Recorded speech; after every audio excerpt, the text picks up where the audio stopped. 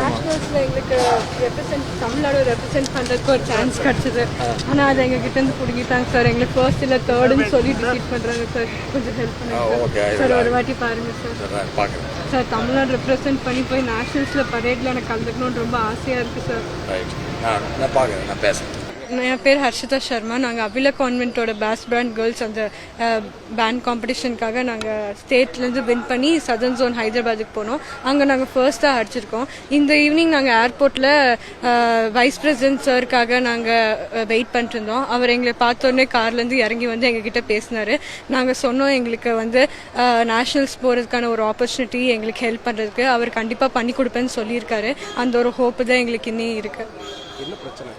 பிரச்சனை வந்து நாங்கள் ஃபர்ஸ்ட்டு நாங்கள் அனௌன்ஸ் பண்ணி ஏதோ ஒரு பிரச்சனைனால கேரளா டீம் ஃபர்ஸ்ட் வந்திருக்குன்னு சொல்லி ரிசல்ட்டை மாற்றிருக்காங்க.